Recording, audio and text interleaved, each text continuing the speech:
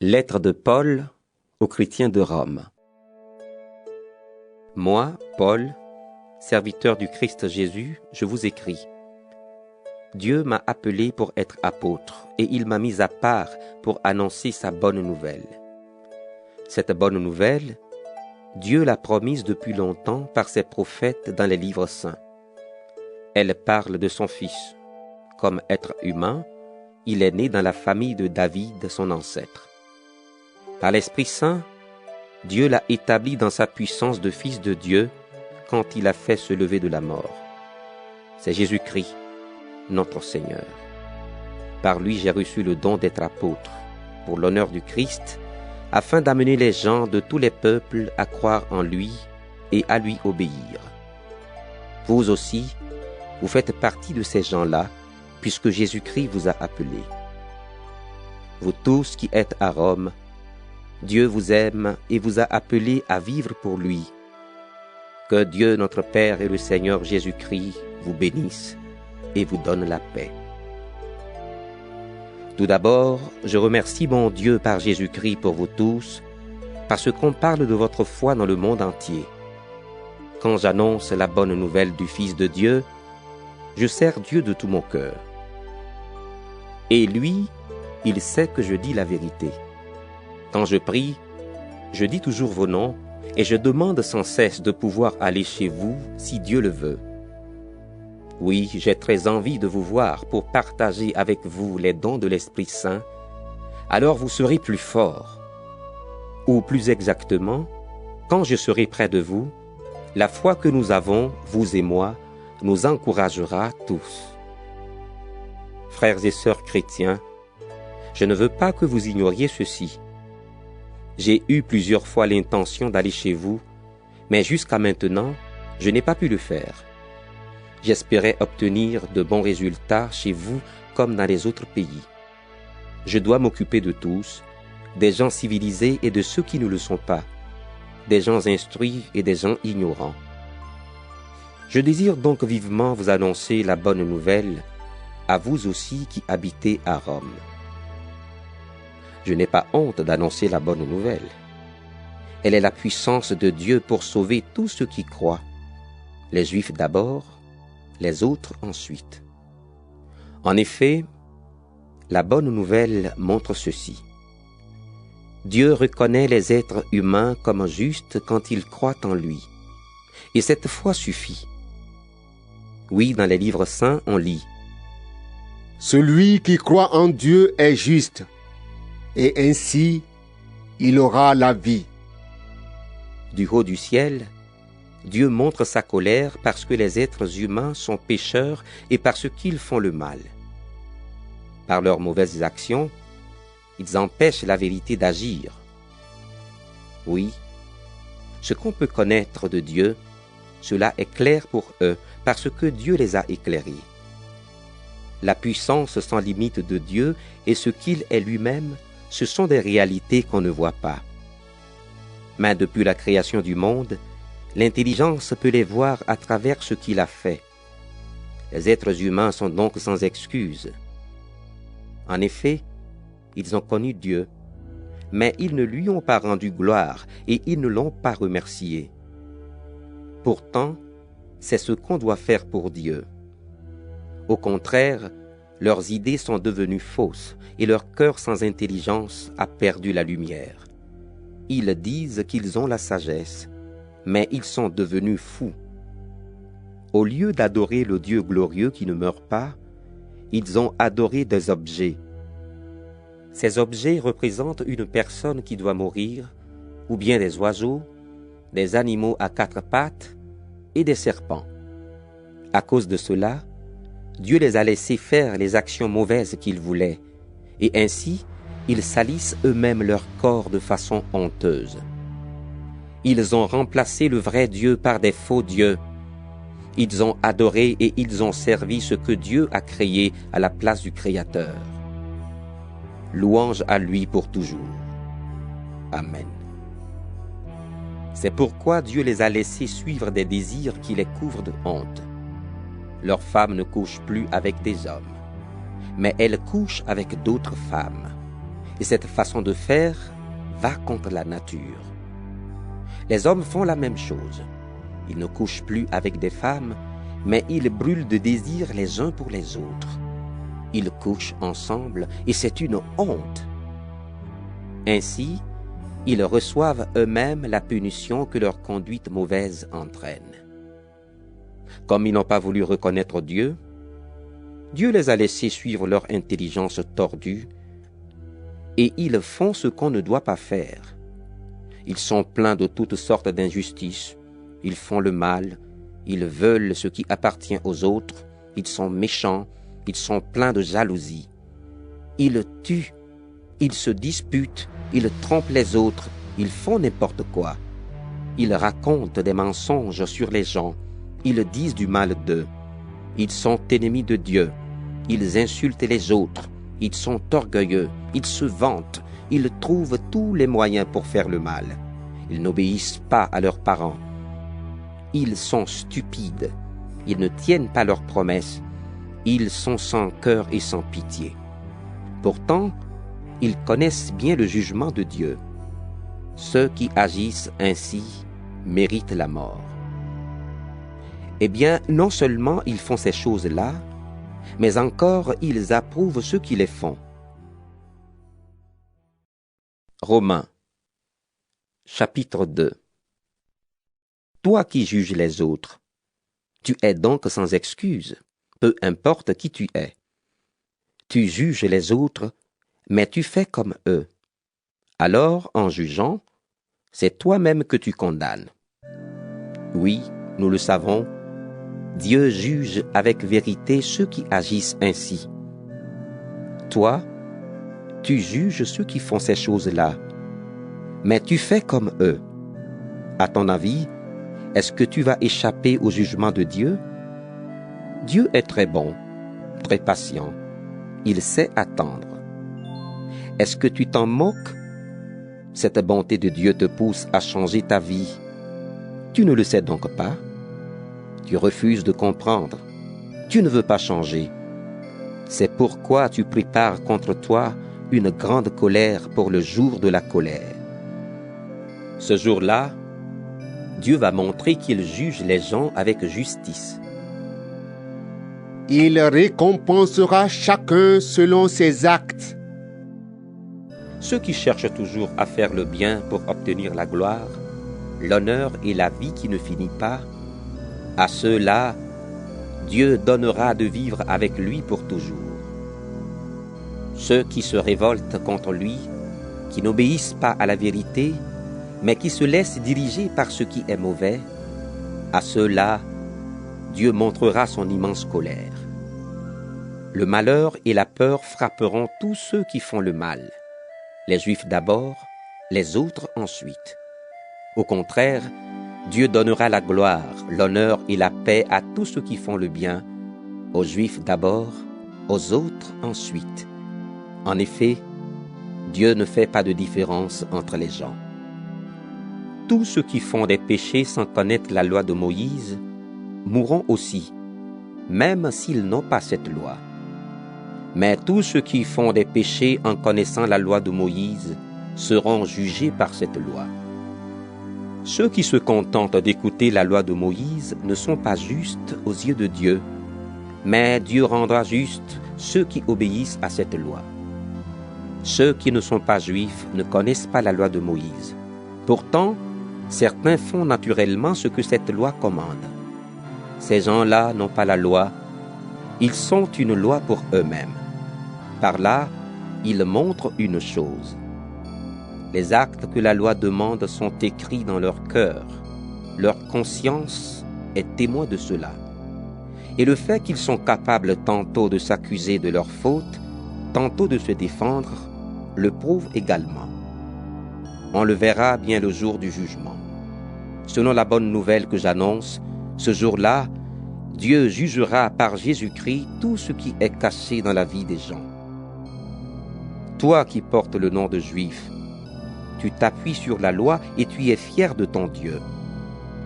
Tu connais sa volonté et avec l'aide de la loi, tu es capable de choisir ce qui est bien. Tu es sûr d'être le guide des aveugles, la lumière de ceux qui sont dans la nuit, le professeur des ignorants, le maître des petits. Oui, tu es sûr que la loi te présente parfaitement la connaissance et la vérité. Eh bien, toi qui enseignes les autres, tu ne t'enseignes pas toi-même. Tu recommandes de ne pas voler, mais tu voles. Tu interdis l'adultère, mais toi tu le fais. Tu détestes les faux dieux, mais tu voles ce qui est dans leur temple. Tu es fier d'avoir la loi, mais tu n'obéis pas à la loi, et par là tu enlèves à Dieu son honneur. En effet, dans les livres saints, on lit: À cause de vous, ceux qui ne sont pas juifs insultent le nom de Dieu. C'est vrai, quand tu fais ce que la loi demande, la circoncision est utile. Mais quand tu n'obéis pas à la loi, même si tu es circoncis, tu es comme un homme qui n'est pas circoncis. Supposons ceci. Un homme n'est pas circoncis, mais il obéit à la loi de Dieu. Est-ce que Dieu ne va pas faire comme s'il était circoncis? Cet homme-là n'est pas circoncis dans son corps, mais il obéit à la loi. Eh bien, c'est lui qui te jugera, toi qui n'obéis pas à la loi. Et pourtant, tu as la loi écrite et la circoncision. Non, le vrai juif, ce n'est pas celui qui se conduit extérieurement comme un juif, et la vraie circoncision, ce n'est pas la marque faite sur le corps. Le vrai juif, c'est celui qui est juif au-dedans. Et la vraie circoncision, c'est celle du cœur. Elle vient de l'Esprit de Dieu et non de la loi écrite. Le vrai juif ne reçoit pas sa louange des gens. Il la reçoit de Dieu. Romains, chapitre 3. Eh bien, qu'est-ce que le juif a de plus que les autres? Est-ce qu'il y a un avantage à être circoncis? Oui, un grand avantage, à tout point de vue. D'abord, c'est aux Juifs que Dieu a confié ses paroles. Mais alors, si certains Juifs n'ont pas été fidèles, est-ce que cela va empêcher Dieu d'être fidèle? Sûrement pas. Reconnaissons plutôt ceci. Dieu dit la vérité, et tous les êtres humains sont menteurs. En effet, les livres saints disent en parlant de Dieu: On doit te reconnaître juste dans tes paroles. Et si on te juge, tu dois gagner ton procès. Mais si le mal que nous faisons sert à montrer que Dieu est juste, que dire? Est-ce que Dieu n'est pas injuste quand il nous frappe de sa colère? Ici, je parle comme tout le monde. Sûrement pas. En effet, si Dieu était injuste, comment pourrait-il juger le monde? Mais si, par mon mensonge, la vérité de Dieu apparaît plus clairement pour sa gloire, alors pourquoi est-ce que moi, je suis encore condamné comme pécheur? Certains nous insultent, et ces gens-là méritent d'être condamnés. Ils nous accusent de dire: faisons le mal pour qu'il en sorte du bien. Alors pourquoi ne pas faire ce mal? Mais quoi? Est-ce que nous, les Juifs, nous sommes au-dessus des autres? Pas du tout. J'ai déjà montré une chose. Les Juifs et ceux qui ne sont pas Juifs sont tous sous le pouvoir du péché. Dans les livres saints, on lit: Aucun être humain n'est juste, même pas un seul. Personne n'est intelligent. Personne ne cherche Dieu. Tous ont quitté le bon chemin. Ils sont tous corrompus. Personne ne fait le bien, même pas un seul. Leur gorge est comme une tombe ouverte. Avec leur langue, ils trompent les autres. Sous leurs lèvres, c'est le poison de la vipère. Leur bouche est pleine de malédictions et de paroles blessantes. Avec leurs pieds, ils courent rapidement pour aller tuer. Ils détruisent tout sur leur passage et ils sèment le malheur. le chemin de la paix, ils ne le connaissent pas. Ils n'ont aucun respect pour Dieu. Pourtant, nous le savons, tout ce que la loi dit, elle le dit pour ceux qui doivent obéir à la loi. Alors, personne ne peut donner d'excuses, et le monde entier est reconnu coupable devant Dieu. C'est pourquoi, aux yeux de Dieu, personne ne sera juste en faisant ce que la loi demande. En effet, la loi permet seulement aux gens de savoir qu'ils ont péché. Mais maintenant, Dieu a montré de quelle façon il nous rend justes sans la loi. La loi de Moïse elle-même et les prophètes prouvent cela. Dieu rend justes les êtres humains par leur foi en Jésus-Christ.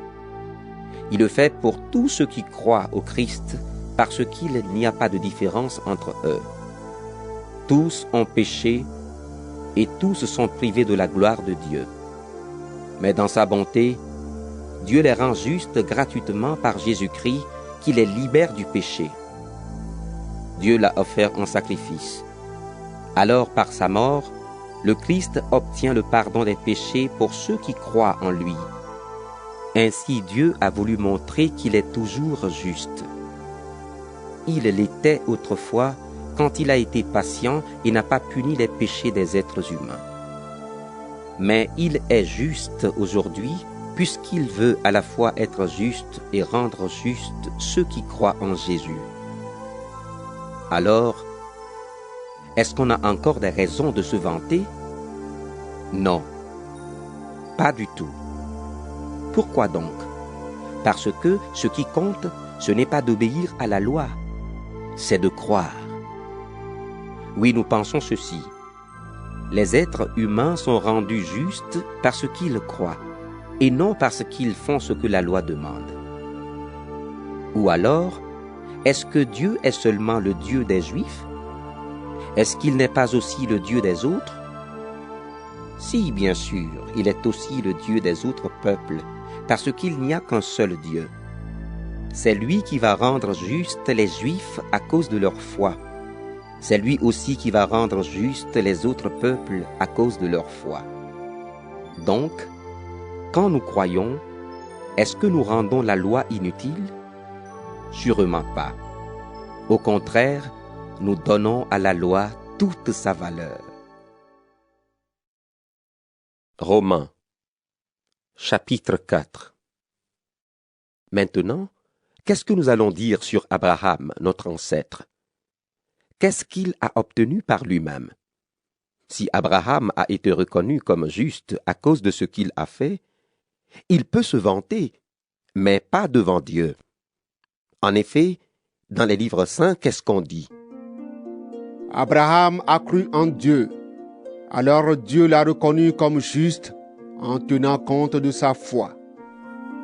Quand quelqu'un travaille, on le paie.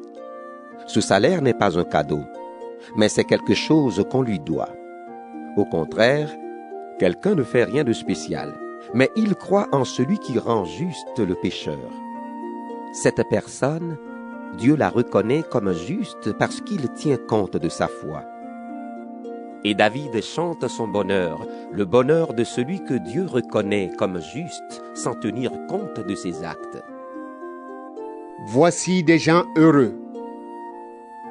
Dieu a enlevé leurs fautes. Il a pardonné leurs péchés. Voici l'homme heureux. Le Seigneur ne tient pas compte de sa faute. Est-ce que ce bonheur est seulement pour les Juifs? Ou bien est-ce qu'il est aussi pour les autres peuples? Nous avons dit, Abraham a cru en Dieu, alors Dieu l'a reconnu comme juste en tenant compte de sa foi. Mais quand Dieu l'a-t-il reconnu comme juste? Après sa circoncision ou avant? Non pas après, mais avant. Avant d'être circoncis, Abraham était juste parce qu'il croyait en Dieu. Ensuite seulement, il a reçu le signe de la circoncision. Cette marque montrait que Dieu le reconnaissait comme juste à cause de sa foi. De cette façon, Abraham est devenu le père de tous ceux qui croient en Dieu, même s'ils ne sont pas circoncis. Ceux-là, Dieu les reconnaît comme justes. Abraham est devenu aussi le père des circoncis. Je veux parler de ceux qui ne sont pas seulement circoncis dans leur corps, mais qui suivent en même temps l'exemple de notre père Abraham. Lui, il a cru en Dieu avant d'être circoncis. Dieu a promis à Abraham et à ceux qui allaient naître de lui qu'il recevrait le monde. Mais cette promesse, Dieu ne l'a pas faite parce qu'Abraham a obéi à la loi. Il l'a faite parce qu'il a reconnu Abraham comme juste à cause de sa foi.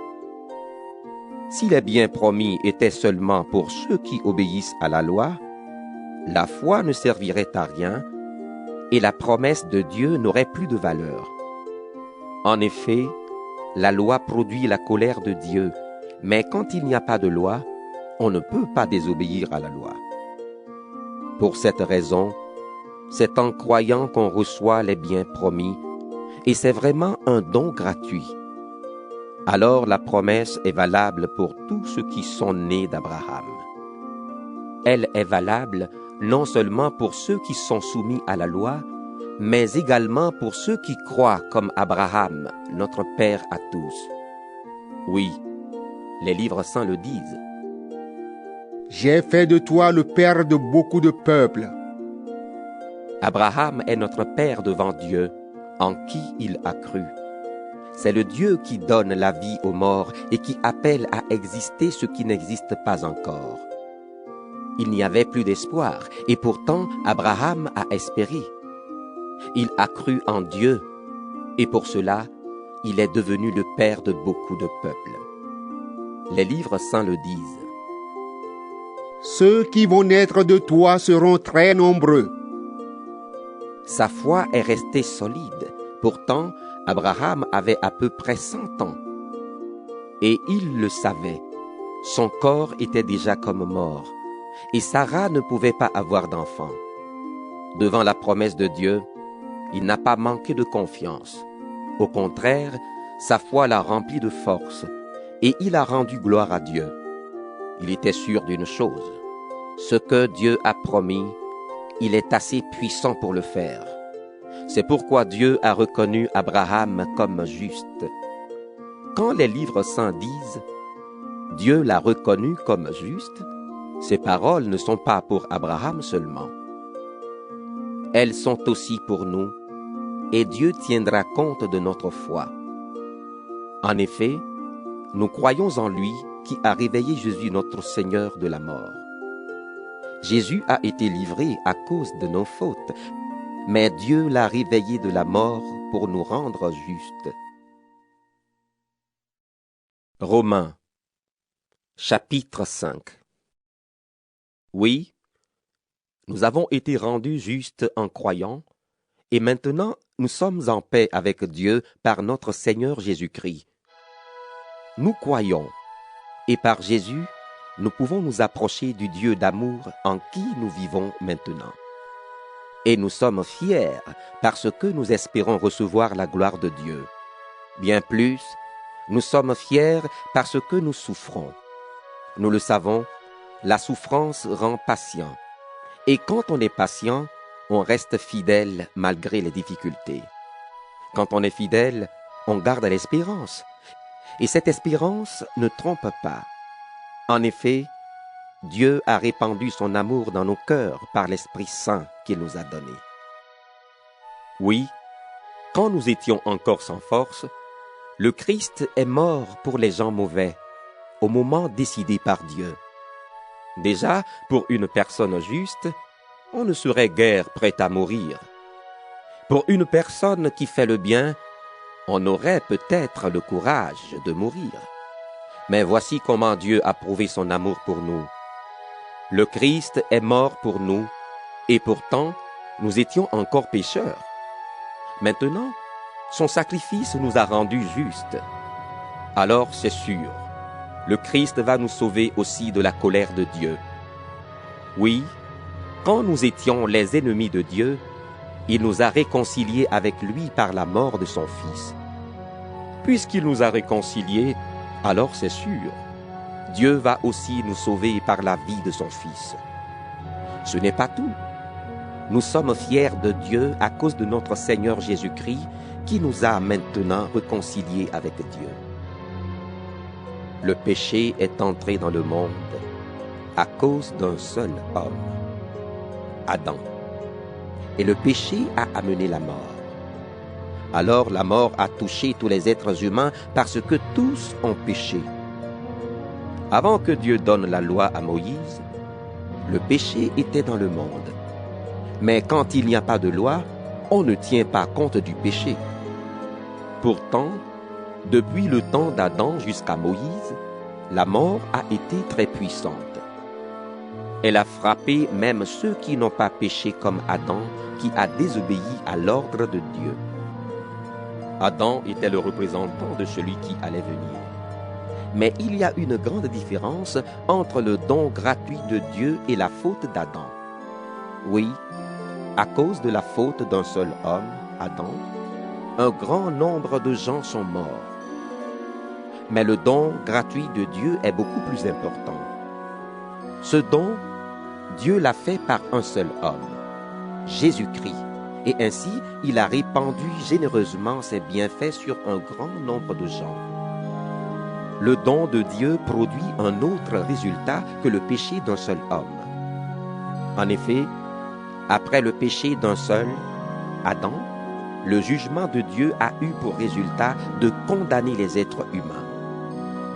Au contraire, après leurs nombreuses fautes, le don gratuit de Dieu a eu pour résultat de les rendre justes. Oui, par un seul homme, par la faute d'un seul, la mort a frappé tout le monde. Mais par le seul Jésus-Christ, les êtres humains reçoivent beaucoup plus de Dieu. Il leur donne gratuitement ses bienfaits et il les rend justes. Par le Christ, ils vivront et ils seront rois avec lui. Finalement, la faute d'un seul a eu pour résultat de condamner tous les êtres humains. De même, l'action juste d'un seul a pour résultat de rendre justes tous les êtres humains, et par là, ils ont la vie. Autrefois, un seul homme a refusé d'obéir à Dieu, et un grand nombre de gens sont devenus pécheurs. De même, un seul homme a obéi, et un grand nombre de gens seront rendus justes. La loi est arrivée, et les fautes sont devenues de plus en plus nombreuses. Mais là où les péchés sont devenus de plus en plus nombreux, les bienfaits de Dieu ont été plus nombreux encore. Autrefois, le péché avait tout pouvoir pour donner la mort. De même maintenant, la bonté de Dieu a tout pouvoir pour rendre justes les êtres humains, et ainsi nous pouvons recevoir la vie avec Dieu pour toujours, par Jésus-Christ notre Seigneur. Romains, chapitre 6. Alors, qu'est-ce que cela veut dire? Est-ce que nous devons continuer à pécher pour que les bienfaits de Dieu se répandent en abondance? Sûrement pas.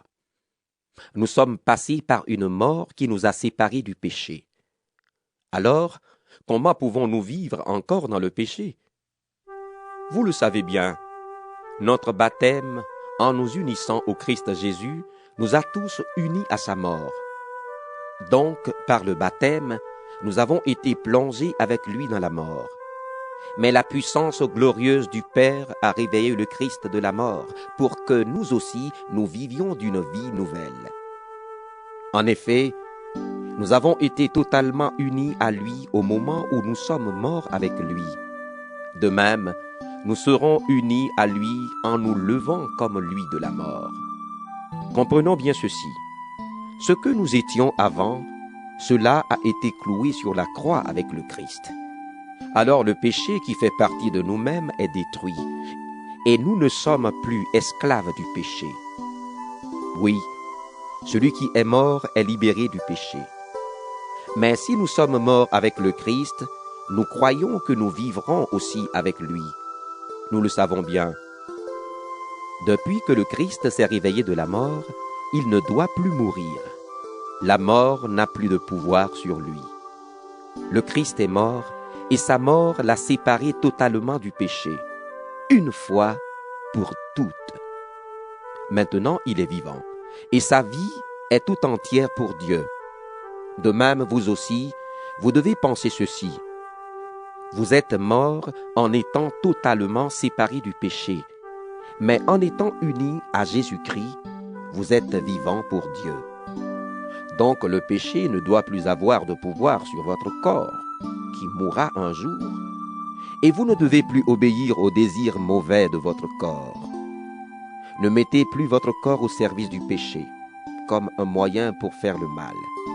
Au contraire, mettez-vous au service de Dieu, comme des vivants revenus de la mort. Servez-vous de votre corps comme d'un moyen pour faire ce qui est juste. Ce n'est plus la loi qui vous commande, mais c'est l'amour de Dieu pour vous. Le péché ne peut donc plus avoir de pouvoir sur vous. Ce n'est plus la loi qui nous commande, mais c'est l'amour de Dieu pour nous. Alors est-ce une raison pour faire le mal? Sûrement pas. Vous ne savez pas ceci? Quand vous vous mettez au service de quelqu'un comme esclave, vous êtes les esclaves du maître à qui vous obéissez. Alors, ou bien vous êtes esclaves du péché, et le péché vous conduit à la mort, ou bien vous êtes serviteurs de Dieu, et Dieu vous rend juste parce que vous lui obéissez. Remercions Dieu. Autrefois, vous étiez esclaves du péché. Maintenant, vous avez obéi de tout votre cœur à l'enseignement qu'on donne à tous et que vous avez reçu. Vous avez été libérés du péché et vous êtes au service de ce qui est juste. Je prends une comparaison humaine parce que vous avez du mal à comprendre. Autrefois, comme des esclaves, vous aviez mis votre corps au service d'une vie impure et pleine de désordre, et le résultat, c'était la désobéissance à Dieu.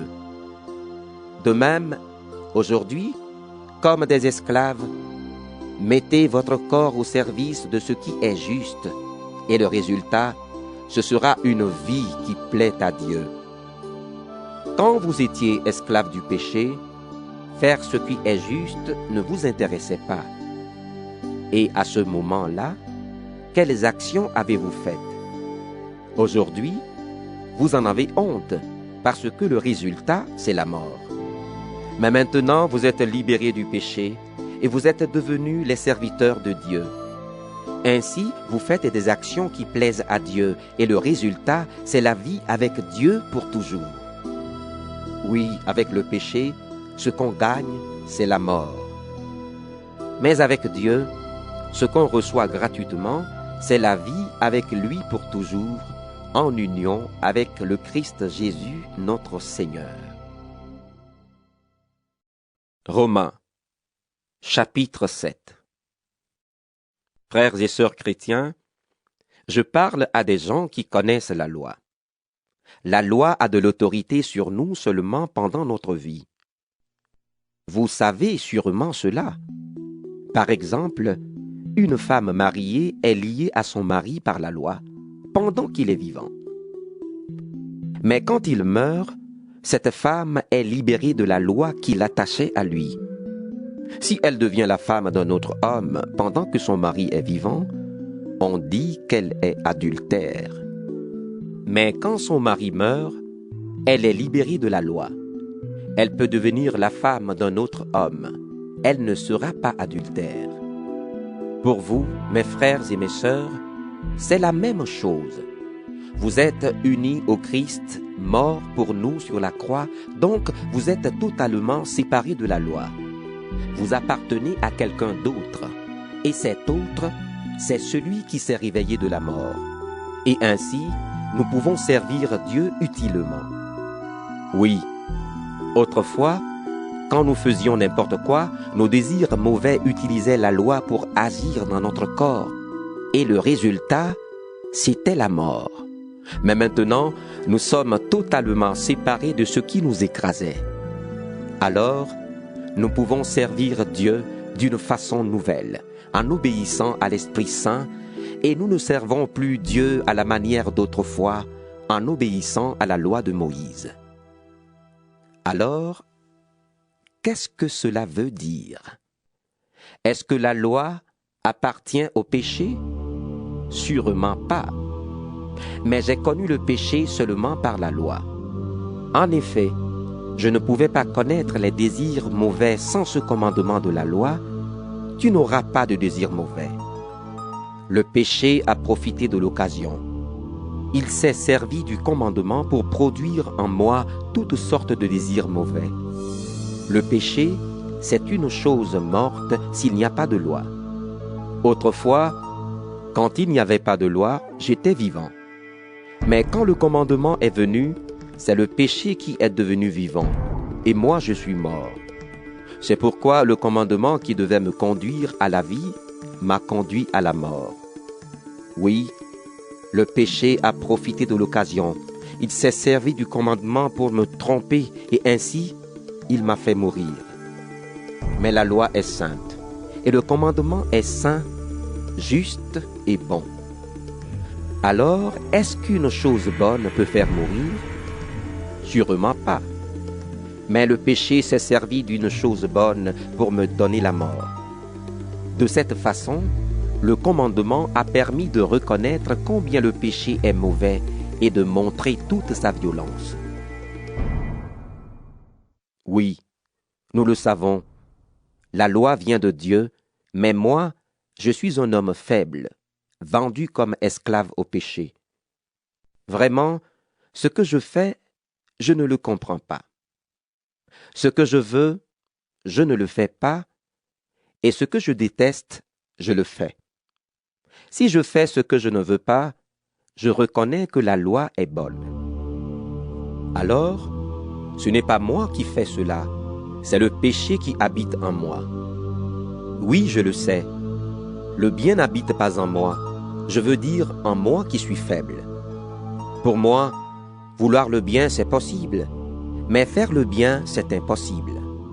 En effet, le bien que je veux, je ne le fais pas, et le mal que je ne veux pas, je le fais. Si je fais ce que je ne veux pas, ce n'est pas moi qui fais cela, mais c'est le péché qui habite en moi. Ainsi, je découvre cette loi. Quand je veux faire le bien, c'est le mal qui se présente à moi. Au fond de moi-même, la loi de Dieu me plaît. Mais je trouve dans mon corps une autre loi. Elle lutte contre la loi avec laquelle mon intelligence est d'accord. Cette loi me fait prisonnier de la loi du péché qui est en moi. Me voilà bien malheureux. Qui va me libérer de ce corps qui me conduit vers la mort? Remercions Dieu par Jésus-Christ notre Seigneur. Ainsi, avec mon intelligence, j'accepte la loi de Dieu, mais avec ma faiblesse, j'obéis à la loi du péché. Romains, chapitre 8. Maintenant, ceux qui sont unis au Christ Jésus ne peuvent plus être condamnés. En effet, quand on est uni au Christ Jésus, la loi, c'est l'Esprit Saint qui donne la vie, et cette loi m'a libéré de la loi du péché et de la mort. La loi de Moïse ne pouvait pas faire cela, parce que la faiblesse des êtres humains l'a empêché d'agir. Mais Dieu a pu le faire. Il a envoyé son Fils dans un corps semblable à celui des pécheurs pour les libérer du péché. Par là, Dieu a condamné le péché qui agit dans les êtres humains. Il a fait cela pour que nous soyons capables de vivre comme la loi le demande. Ainsi, ce n'est plus une façon de voir humaine qui nous dirige, c'est l'Esprit Saint. En effet, ceux qui suivent leur façon de voir obéissent à leurs désirs humains, mais ceux qui suivent l'Esprit Saint obéissent à ce que l'Esprit désire. Quand on suit ses désirs humains, on va vers la mort.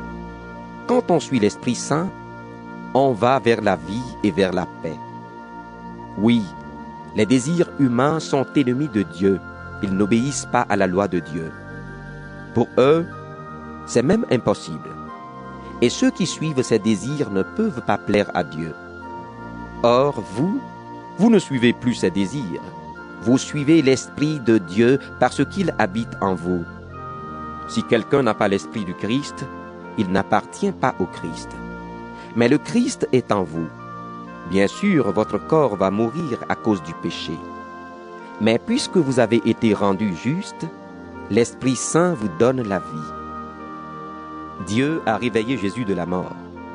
Si l'Esprit de Dieu habite en vous, ce Dieu qui a réveillé le Christ de la mort donnera la vie par son Esprit à vos corps qui doivent mourir. C'est pourquoi, frères et sœurs, nous avons une dette. Ce n'est pas envers nos désirs humains que nous avons une dette. Nous ne devons pas vivre comme il le demande. Si vous vivez en suivant ces désirs, vous mourrez. Au contraire, si, avec l'aide de l'Esprit Saint, vous faites disparaître vos façons de faire égoïstes, vous vivrez. En effet, tout ce que l'Esprit de Dieu conduit sont enfants de Dieu. Et l'Esprit que vous avez reçu ne fait pas de vous des esclaves qui ont encore peur, mais il fait de vous des enfants de Dieu. Et par cet Esprit, nous crions vers Dieu en lui disant « Abba, Père ». L'Esprit Saint lui-même nous donne ce témoignage. Nous sommes enfants de Dieu. Alors si nous sommes enfants de Dieu, nous recevrons en partage les biens promis par Dieu à son peuple, et ces biens, nous les recevrons avec le Christ. Oui, si nous participons à ses souffrances, nous participerons aussi à sa gloire. Comparons les souffrances d'aujourd'hui avec la gloire que Dieu nous montrera clairement plus tard. À mon avis, elles sont peu de choses. Oui, le monde créé par Dieu attend avec impatience le moment où Dieu montrera la gloire de ses enfants. Ce monde est tombé sous le pouvoir de forces qui n'ont aucune valeur. Ce n'est pas lui qui a voulu cela, mais c'est Dieu qui l'a mis sous ce pouvoir. Pourtant, il y a encore de l'espoir pour ce monde. Lui aussi, il sera libéré des forces qui le détruisent et qui le rendent esclave. Alors, il participera à la liberté et à la gloire des enfants de Dieu. Nous le savons, tout le monde créé gémit et souffre encore maintenant comme une femme qui accouche, mais il n'est pas le seul. Nous aussi, nous gémissons dans notre cœur en attendant d'être vraiment enfants de Dieu et de devenir complètement libres. Pourtant, nous avons déjà reçu l'Esprit Saint comme première part des dons que Dieu a promis. En effet, nous sommes sauvés, mais en espérance seulement. Quand on voit ce qu'on espère, on n'appelle plus cela espérer. Les choses qu'on voit, est-ce qu'on peut encore les espérer? Espérer ce que nous ne voyons pas, c'est l'attendre avec beaucoup de patience. De plus, l'Esprit Saint aussi vient nous aider, nous qui sommes faibles. Nous ne savons pas prier comme il faut. Alors l'Esprit Saint lui-même prie pour nous avec des gémissements que la bouche ne peut pas redire. Mais Dieu voit le fond des cœurs. Il sait ce que l'Esprit veut demander. Oui, l'Esprit Saint prie comme Dieu le veut pour ceux qui lui appartiennent. Nous savons encore une chose.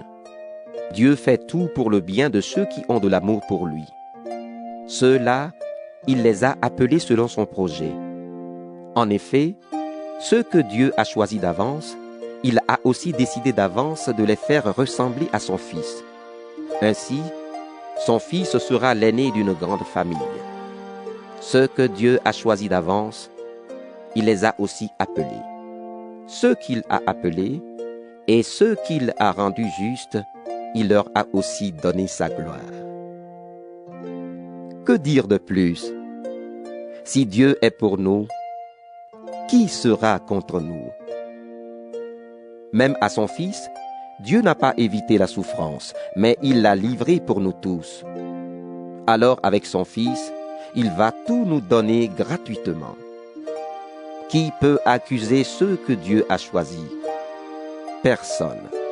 En effet, Dieu les rend justes.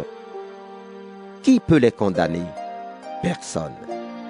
En effet, le Christ Jésus est mort, de plus, il s'est réveillé de la mort. Il est à la droite de Dieu et il prie pour nous. Qui peut nous séparer de l'amour du Christ? Est-ce que c'est le malheur ou l'inquiétude, la souffrance venant des autres, ou bien la faim, la pauvreté, les dangers ou la mort? Les livres saints disent: À cause de toi, nous risquons sans arrêt la mort.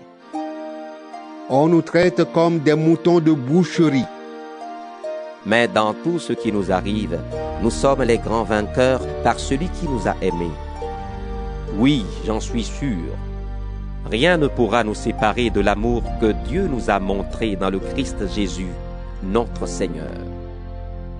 Ni la mort, ni la vie, ni les anges, ni les esprits, ni le présent, ni l'avenir, ni tous ceux qui ont un pouvoir, ni les forces d'en haut, ni les forces d'en bas, ni toutes les choses créées, rien ne pourra nous séparer de l'amour de Dieu.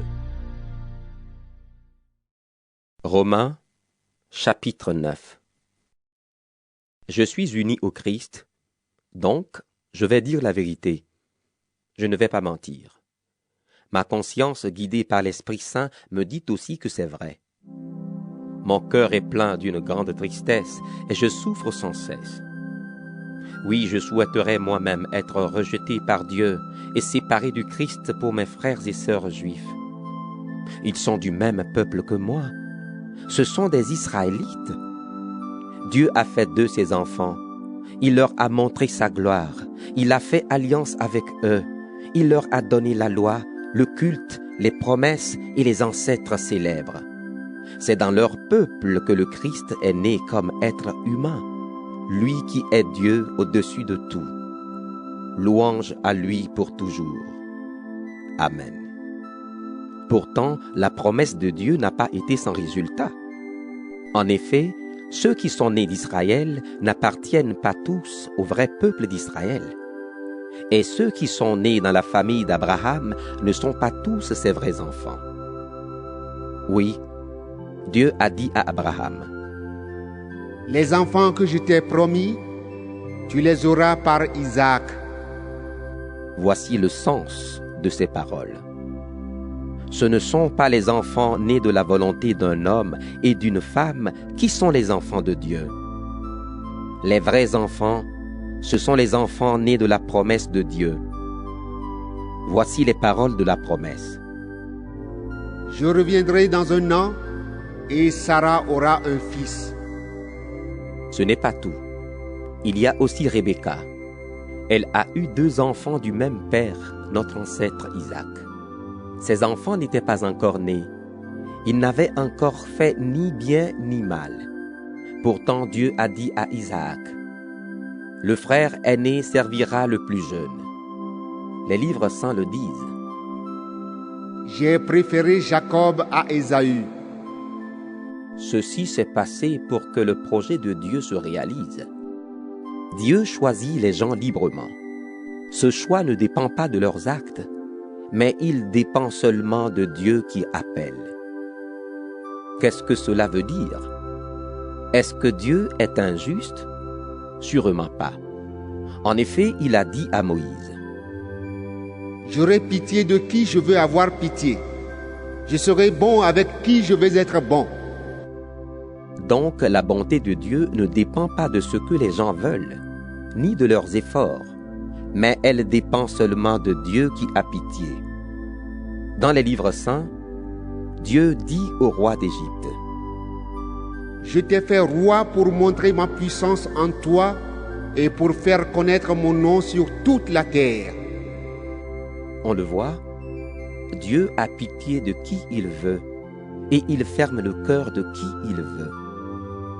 Mais alors, tu vas me dire, Dieu fait encore des reproches, pourquoi donc?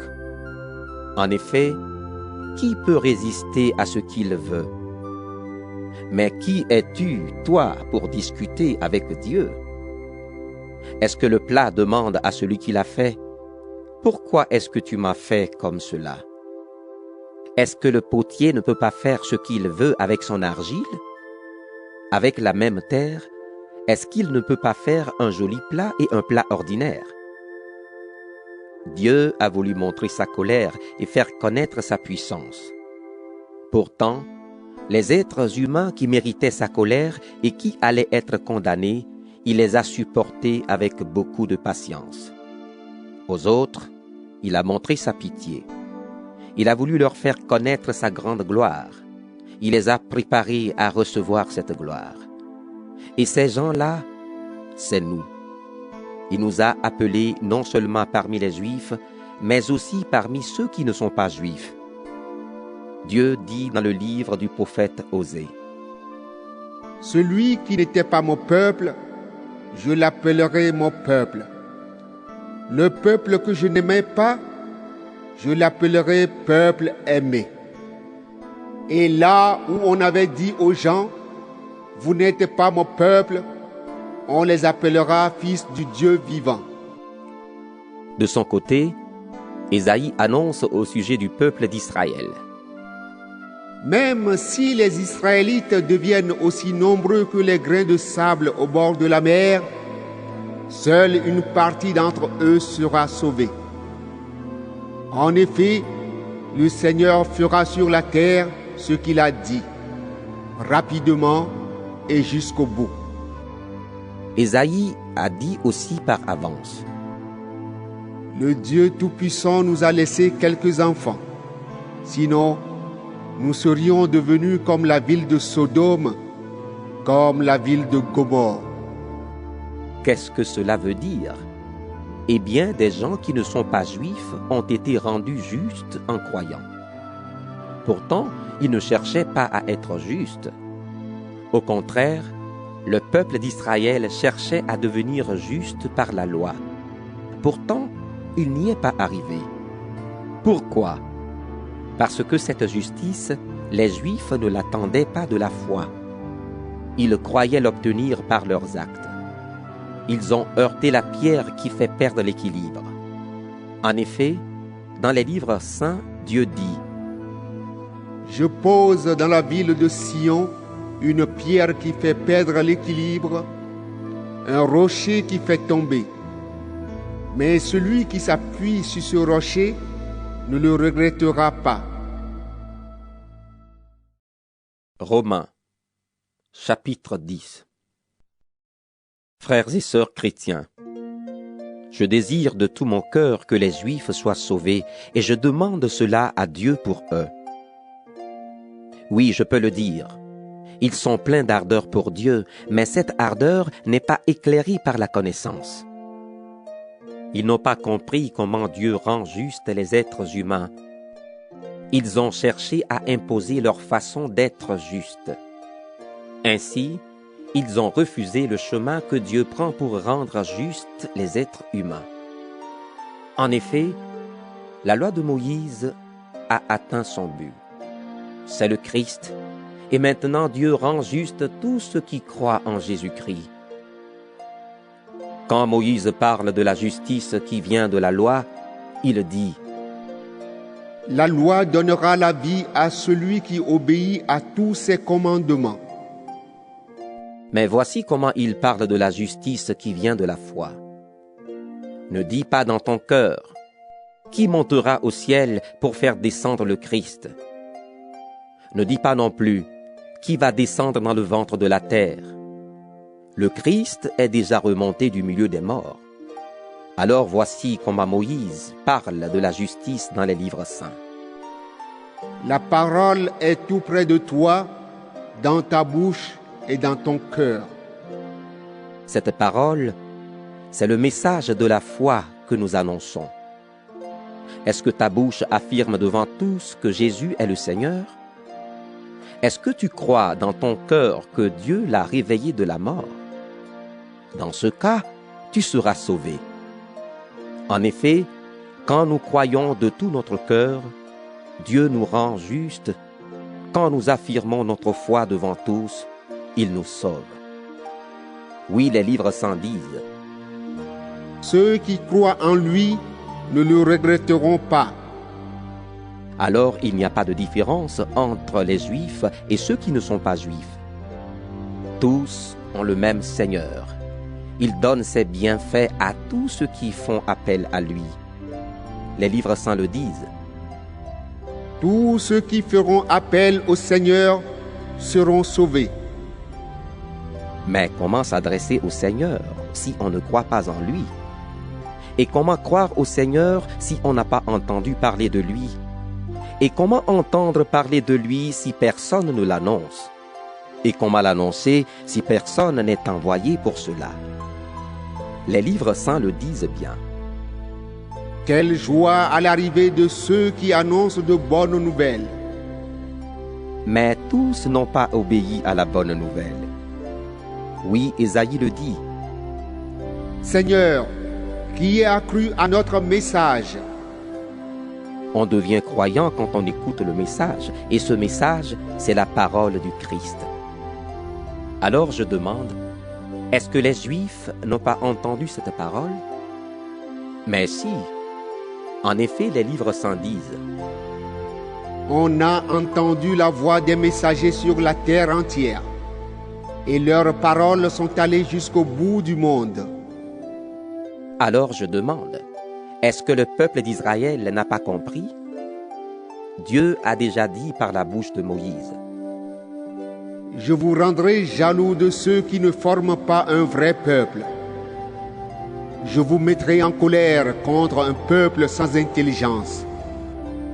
Et Ésaïe ose même annoncer de la part de Dieu. Ceux qui ne me cherchaient pas, ceux-là m'ont trouvé. Et je me suis montré à ceux qui ne me demandaient rien. Mais au sujet du peuple d'Israël, Dieu dit, toute la journée, j'ai tendu les mains vers un peuple qui n'obéit pas et qui est contre moi. Romains, chapitre 11. Alors je demande, est-ce que Dieu a rejeté son peuple? Sûrement pas. La preuve, moi je suis israélite de la famille d'Abraham, de la tribu de Benjamin. Dieu n'a pas rejeté son peuple qu'il a choisi d'avance. Dans les livres saints, vous connaissez sûrement les paroles d'Élie quand il se plaint à Dieu du peuple d'Israël. Voici ce qu'il dit. Seigneur, ils ont tué tes prophètes. Ils ont détruit tes autels. Moi seul je suis resté et ils veulent me tuer. Quelle est la réponse de Dieu? La voici. J'ai gardé pour moi 7000 hommes, ceux qui n'ont pas plié les genoux devant le Dieu Baal. Aujourd'hui, c'est la même chose. Il reste un petit nombre de gens que Dieu a choisis par amour. Mais si Dieu les a choisis par amour, ce n'est pas à cause de ce qu'ils ont fait. Sinon, l'amour de Dieu ne serait pas un amour gratuit. Qu'est-ce que cela veut dire? Ce que le peuple d'Israël cherche, il ne l'a pas trouvé. Mais ceux que Dieu a choisis, eux, ils ont trouvé ce qu'ils cherchaient. Les autres n'ont pas voulu comprendre. En effet, les livres saints disent. Jusqu'à maintenant, Dieu a endormi leur intelligence, il a empêché leurs yeux de voir et leurs oreilles d'entendre. Le roi David dit aussi. Que leur repas devienne pour eux un piège, un trou où ils tombent, qu'ils soient punis, qu'ils deviennent aveugles, qu'ils ne voient plus rien du tout, et fais-leur courber le dos sans arrêt. Je demande donc, est-ce que les Juifs sont tombés pour toujours? Sûrement pas. Mais à cause de leur désobéissance, les autres peuples ont pu être sauvés. Ainsi, le peuple d'Israël est devenu jaloux. Sa désobéissance a apporté de grands bienfaits au monde, et sa chute a apporté de grands bienfaits à ceux qui ne sont pas juifs. Alors, quand tous les Juifs se relèveront, les bienfaits seront encore plus grands. Maintenant, vous qui n'êtes pas juifs, c'est à vous que je parle. Je suis l'apôtre de ceux qui ne sont pas juifs. Ce service est pour moi un honneur, et je le rends en espérant augmenter la jalousie de mes frères et sœurs juifs pour en sauver quelques-uns. En effet, quand Dieu les a mis de côté, il a réconcilié le monde avec lui. Alors quand il les accueillera de nouveau, que va-t-il se passer? Ceux qui étaient morts reviendront à la vie. Si la première part du pain est pour Dieu, le pain entier est pour lui aussi. Et si les racines d'un arbre sont à Dieu, les branches sont à lui aussi. Le peuple d'Israël est comme un arbre bien cultivé, auquel on a coupé quelques branches. Toi, tu es comme la branche d'un arbre sauvage, et on t'a greffé parmi les branches qui restaient sur l'arbre cultivé. Maintenant, tu peux profiter avec ces branches de la bonne sève de ses racines. Mais ne va pas te vanter devant les branches. Tu veux pourtant te vanter, mais ce n'est pas toi qui portes les racines, ce sont les racines qui te portent. Tu vas dire, on a coupé des branches pour que moi, je sois greffé. C'est vrai. On les a coupées parce qu'elles n'avaient pas la foi, et toi, tu restes attaché à l'arbre parce que tu as la foi. Ne te vante pas, mais tu dois plutôt avoir peur. En effet, si Dieu a coupé des branches, même à l'arbre cultivé, Dieu peut te faire la même chose. Alors regarde, Dieu est bon et il est sévère. Il est sévère pour ceux qui sont tombés. Il est bon pour toi si tu vis de sa bonté. Sinon tu seras coupé, toi aussi, comme une branche. Mais si un jour les Juifs acceptent de croire, Dieu est assez puissant pour les greffer de nouveau. En effet, toi, tu étais la branche d'un arbre sauvage. On t'a coupé et on t'a greffé sur un arbre cultivé. Pour toi, ce n'était pas naturel. Les Juifs, eux, étaient les branches de l'arbre cultivé. Alors, Dieu les greffera bien plus facilement sur cet arbre où ils avaient poussé. Frères et sœurs chrétiens, voici le mystère que je veux vous faire connaître. Ainsi, vous ne croirez pas que vous êtes des sages. Une partie du peuple d'Israël refuse de comprendre, et cela durera jusqu'à ce que les autres peuples reviennent vers Dieu. À ce moment-là, tout le peuple d'Israël sera sauvé comme les livres saints le disent. Le libérateur viendra de Jérusalem. Il enlèvera les fautes de la tribu de Jacob. Voici l'alliance que je ferai avec eux quand j'enlèverai leurs péchés. Ils ont refusé la bonne nouvelle. Ils sont donc devenus ennemis de Dieu, et cela à votre avantage. Pourtant, Dieu les avait choisis pour être son peuple. Il les aime à cause de leurs ancêtres. En effet, Dieu ne reprend jamais ce qu'il a donné. Il ne rejette jamais ceux qu'il a appelés. Autrefois, vous n'avez pas obéi à Dieu. Mais maintenant, Dieu a eu pitié de vous parce que les Juifs n'ont pas obéi. Pour eux, c'est la même chose. Maintenant, ils n'ont pas obéi à Dieu pour que Dieu ait pitié de vous. Alors maintenant, eux aussi pourront recevoir la pitié de Dieu. Dieu a permis que tous les êtres humains refusent d'obéir pour montrer à tous sa pitié. Dieu est vraiment grand. Sa sagesse et ses pensées sont vraiment très profondes.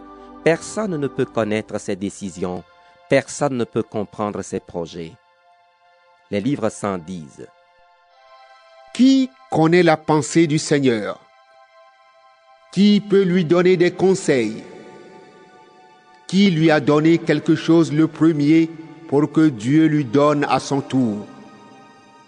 Oui, tout vient de lui. Tout existe par lui et pour lui. À Dieu la gloire pour toujours. Amen. Romains, chapitre 12. Frères et sœurs chrétiens, Dieu est plein de bonté pour nous. Alors je vous demande ceci, offrez-lui votre personne et votre vie. C'est le sacrifice réservé à Dieu et qui lui plaît.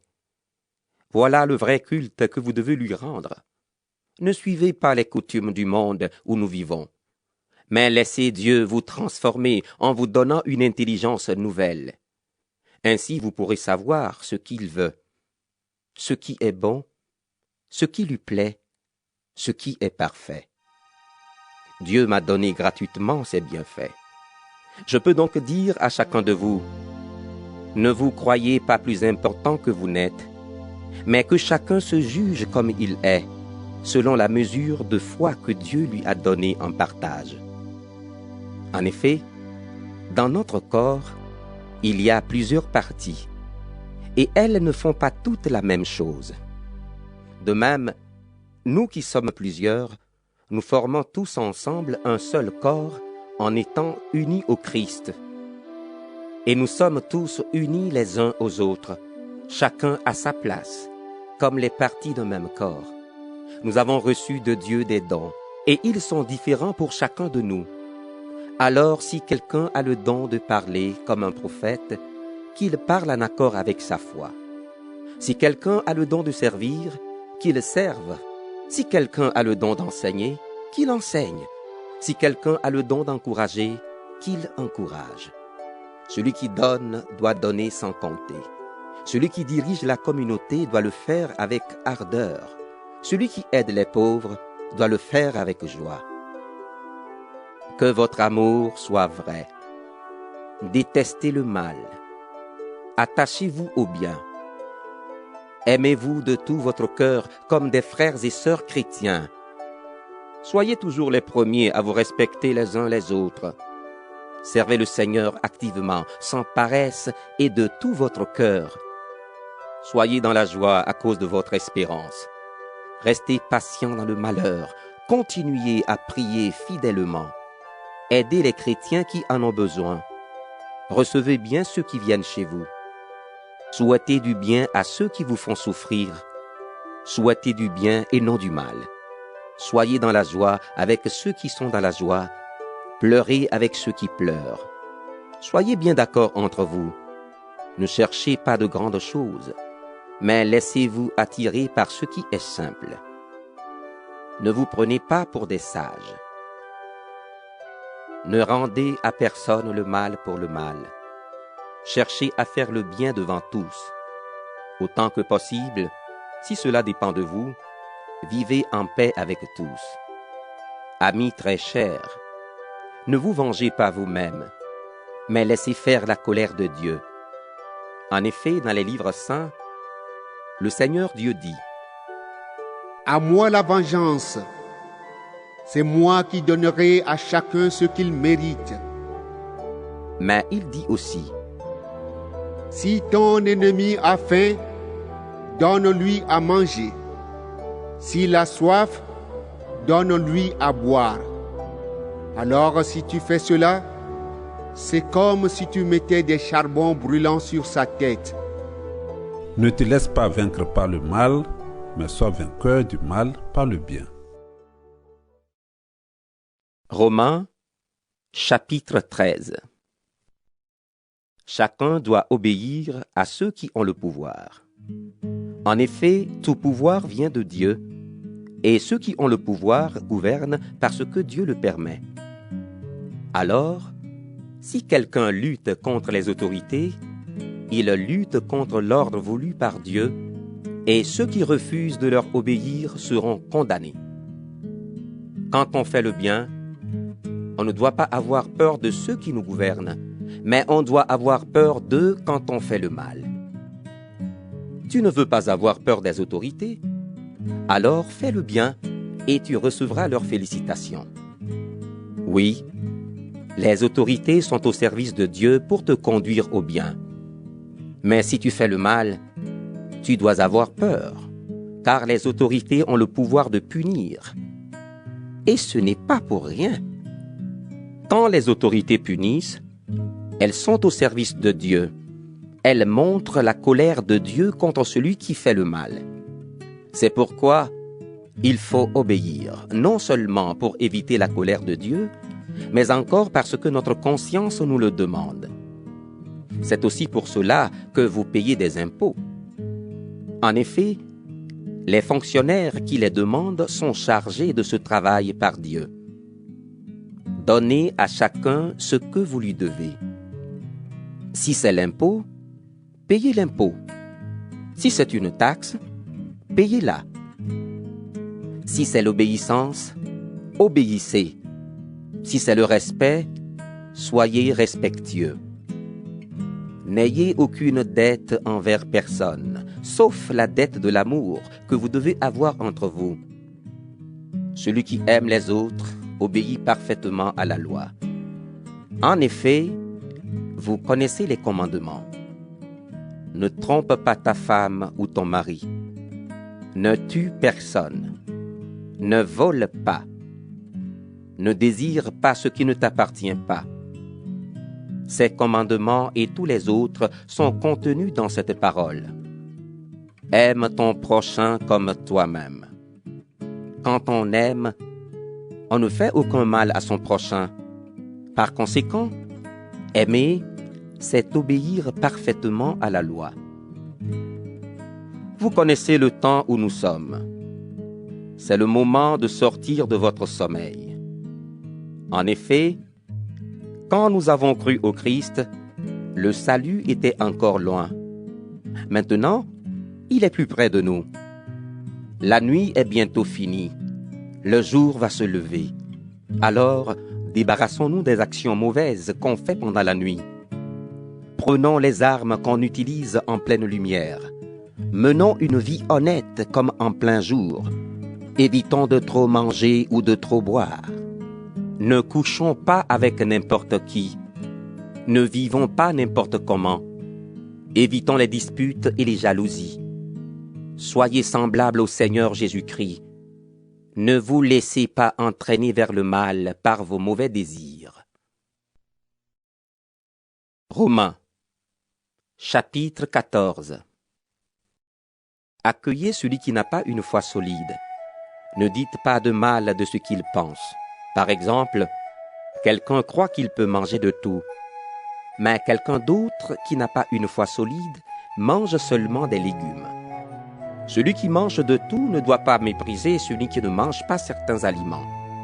Et celui qui ne mange pas certains aliments ne doit pas juger celui qui mange de tout, car Dieu l'a accueilli. Qui es-tu, toi, pour juger le serviteur d'un autre? S'il reste debout ou s'il tombe, c'est l'affaire de son maître. Et il restera debout parce que le Seigneur est capable de le soutenir. Quelqu'un pense que certains jours sont plus importants que d'autres. Quelqu'un d'autre pense qu'ils sont tous pareils. Chacun doit être bien persuadé de ce qu'il pense. Celui qui fait des différences entre les jours fait cela pour le Seigneur. Celui qui mange de tout fait cela pour le Seigneur, car il remercie Dieu. Et celui qui ne mange pas de tout fait cela pour le Seigneur, et lui aussi remercie Dieu. Personne parmi nous ne vit pour soi-même, et personne ne meurt pour soi-même. Si nous vivons pour le Seigneur. Si nous mourrons pour le Seigneur. Alors, en vivant ou en mourant, nous appartenons au Seigneur. Oui, le Christ est mort et il est revenu à la vie pour être le Seigneur des morts et des vivants. Mais toi, pourquoi juger ta sœur ou ton frère chrétien?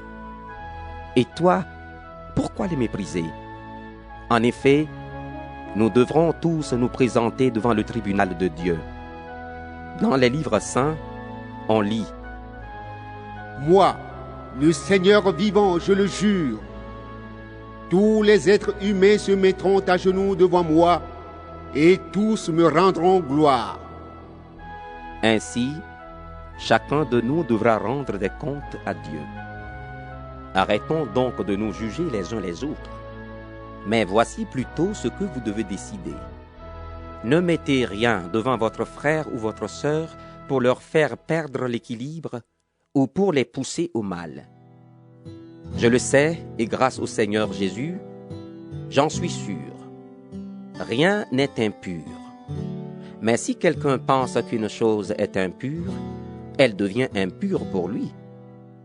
Si tu fais de la peine à ton frère ou à ta sœur à cause de ce que tu manges, tu ne vis plus selon l'amour. Pour une question de nourriture, ne va pas détruire un frère ou une sœur pour qui le Christ est mort. Ce que vous jugez bon pour vous, cela ne doit pas donner aux autres l'occasion de le trouver mauvais. En effet, le royaume de Dieu n'est pas une question de nourriture et de boisson. Le royaume de Dieu, c'est la justice, la paix et la joie données par l'Esprit Saint. Celui qui sert le Christ de cette façon plaît à Dieu, et les gens lui donnent raison. Alors, cherchons ce qui sert la paix et ce qui construit la communauté. Ne détruis pas le travail de Dieu pour une question de nourriture. C'est vrai, tous les aliments sont purs, mais manger quelque chose qui pousse les autres au mal, ce n'est pas bien. Ce qui est bien, c'est par exemple de ne pas manger de viande, de ne pas boire de vin, en un mot, de ne rien prendre qui peut faire tomber ton frère ou ta sœur. Ce que tu crois sur cette question, garde-le pour toi devant Dieu. Il est heureux celui qui ne se sent pas coupable quand il décide d'agir. Celui qui mange un aliment en n'étant pas sûr de bien faire, celui-là, Dieu le condamne. En effet, il n'agit pas en accord avec sa foi. Et quand on n'est pas en accord avec la foi, on fait un péché. Romains, chapitre 15.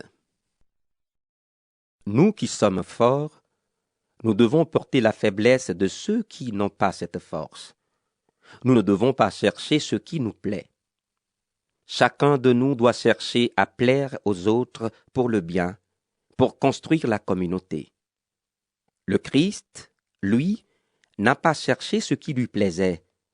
Au contraire, les livres saints disent : Les insultes de ceux qui t'insultent sont tombées sur moi. En effet, tous les livres saints écrits autrefois ont été écrits pour nous instruire. Ils doivent nous donner patience et courage pour que nous possédions l'espérance.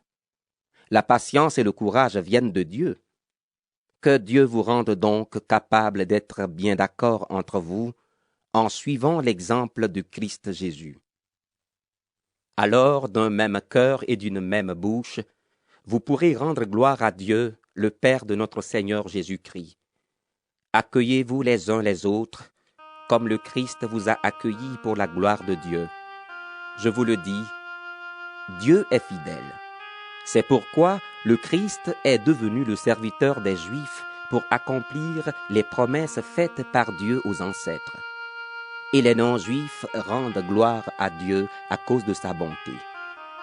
En effet, les livres saints disent : Pour cela, je te fêterai parmi tous les peuples, et je chanterai en l'honneur de ton nom.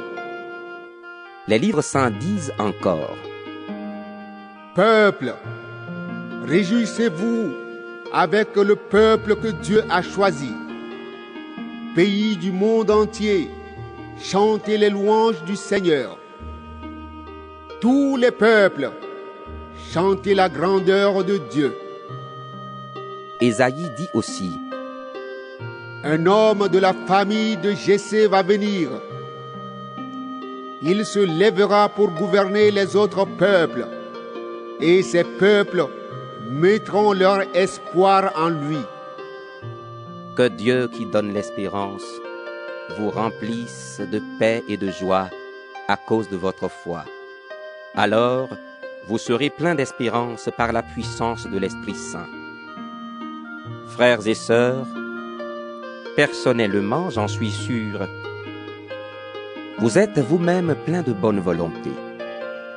Vous savez tout ce qu'il faut connaître et vous êtes capables de vous donner des conseils les uns aux autres. Pourtant, quelquefois dans cette lettre, Je n'ai pas hésité à vous rappeler ce que vous avez déjà appris. Je l'ai fait parce que Dieu, dans sa bonté, a fait de moi le serviteur du Christ Jésus pour ceux qui ne sont pas juifs. Il m'a mis à part pour annoncer sa bonne nouvelle. Alors ceux qui ne sont pas juifs pourront devenir une offrande agréable à Dieu. Et c'est l'Esprit Saint qui rend cette offrande digne d'être pour Dieu. C'est pourquoi, uni au Christ Jésus, je peux être fier du travail que j'ai fait pour Dieu. En effet, si j'ose parler de quelque chose, c'est seulement de ce que le Christ a fait par moi. Par moi, il a amené ceux qui ne sont pas juifs à obéir à Dieu. Il a fait cela par des paroles et par des actes, par des signes puissants et extraordinaires, avec la force de l'Esprit de Dieu. Et depuis Jérusalem jusqu'à la région d'Illyrie, j'ai annoncé pleinement la bonne nouvelle du Christ. Mais j'ai voulu annoncer la bonne nouvelle seulement dans les régions qui ne connaissaient pas encore le Christ. J'ai fait cela pour ne pas construire sur des fondations préparées par quelqu'un d'autre. J'ai suivi ce que les livres saints disent. Ceux à qui on ne l'a pas annoncé vont le voir. Ceux qui n'ont rien entendu à son sujet vont comprendre. Et c'est ce qui m'a toujours empêché d'aller chez vous. Mais maintenant, j'ai terminé mon travail dans ces régions. Comme j'ai très envie d'aller chez vous depuis plusieurs années, je le ferai quand j'irai en Espagne. Oui, j'espère vous voir en allant là-bas, et je compte sur votre aide pour y aller. En tout cas, je resterai avec vous pendant quelque temps. Mais maintenant, je vais à Jérusalem pour rendre service aux membres du peuple de Dieu qui sont dans cette ville. En effet, les chrétiens de Macédoine et d'Achaïe ont décidé de donner de l'argent pour les chrétiens de Jérusalem qui sont pauvres. Ils ont décidé de les aider, mais en réalité, c'est une dette qu'ils avaient envers eux. Les chrétiens de Macédoine et d'Achaïe ne sont pas d'origine juive. Pourtant, ils ont reçu les richesses spirituelles des Juifs de Jérusalem, devenus chrétiens.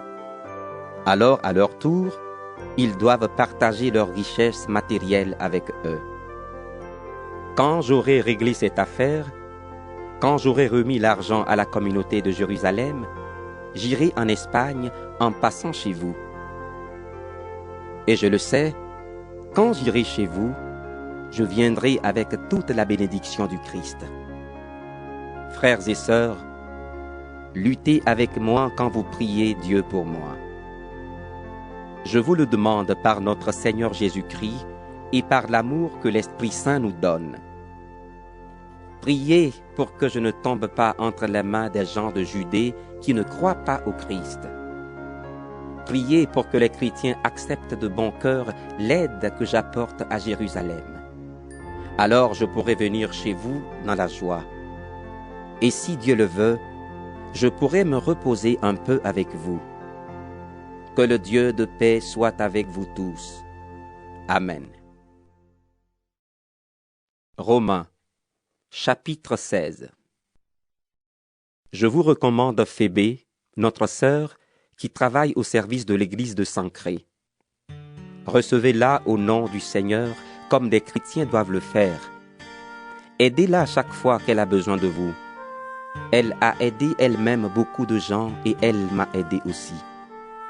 Saluez Priscille et Aquilas qui travaillent avec moi au service du Christ Jésus. Ils ont risqué leur vie pour sauver la mienne et je ne suis pas le seul qui doit leur dire merci. Il y a aussi toutes les églises qui ne sont pas d'origine juive. Saluez également la communauté qui se réunit dans leur maison. Saluez mon ami Épinette. Il est le premier qui a cru au Christ dans la province d'Asie. Saluez Marie. Elle a beaucoup travaillé pour vous. Saluez Andronicus et Junias. Ils sont de ma famille et ils étaient en prison avec moi. Ce sont des apôtres de grande valeur. Ils étaient même chrétiens avant moi. Saluez Ampliatus, mon ami dans le Seigneur. Saluez Urbain qui travaille avec nous au service du Christ. Et Stachys, mon ami. Saluez Apelles. qui s'est montré un vrai chrétien. Saluez les gens de la maison d'Aristobule. Saluez Hérodione qui est de ma famille. Saluez les gens de la maison de Narcisse qui croient au Seigneur. Saluez Tryphène et Tryphose. Elles travaillent beaucoup pour le Seigneur. Saluez mon amie Perside. Elle aussi a beaucoup travaillé pour le Seigneur. Saluez Rufus que le Seigneur a choisi, et saluez sa mère qui est aussi une mère pour moi. Saluez Asyncrite, Phlégon, Hermès, Patrobas, Hermas, ainsi que les frères et sœurs qui sont avec eux. Saluez Philologue et Julius, Nérée et sa sœur, Olympas et tous les chrétiens qui sont avec eux. Saluez-vous les uns les autres en vous embrassant comme des frères et sœurs chrétiens. Toutes les églises du Christ vous envoient leurs salutations. Frères et sœurs, voici ce que je vous demande. Méfiez-vous des gens qui divisent la communauté. Ils risquent de faire tomber les croyants en parlant contre l'enseignement que vous avez reçu. N'allez plus avec eux. En effet, ces gens-là ne servent pas le Christ notre Seigneur. Ils servent leur ventre. Avec leurs paroles mielleuses et leurs beaux discours, ils trompent les gens simples. Oui, votre obéissance, tout le monde la connaît. Alors à cause de vous, je suis dans la joie. Mais je veux que vous soyez pleins de sagesse pour faire le bien et toujours attentifs à éviter le mal. Le Dieu de la paix va bientôt écraser Satan sous vos pieds. Que notre Seigneur Jésus vous bénisse. Timothée, qui travaille avec moi, vous salue. Lucius, Jason et Sosipater, qui sont de ma famille, vous saluent aussi. C'est moi, Tertius, qui écris cette lettre. Je vous salue dans le Seigneur qui nous unit. Gaius vous salue. J'habite chez lui, et toute l'Église se réunit dans sa maison. Vous avez le salut d'Éraste, le trésorier de la ville, et de Quartus, notre frère. Gloire à Dieu! Il a le pouvoir de vous rendre fort par la bonne nouvelle que j'apporte en annonçant Jésus-Christ. Par cette bonne nouvelle, Dieu fait connaître le mystère caché depuis toujours et qui, maintenant, a été mis en pleine lumière. Alors tous les peuples qui ne sont pas juifs peuvent le connaître par les livres des prophètes. Le Dieu qui existe depuis toujours a donné cet ordre pour que tous les peuples croient en lui et lui obéissent. Gloire à Dieu, le seul qui possède la sagesse. À lui la gloire par Jésus-Christ pour toujours. Amen.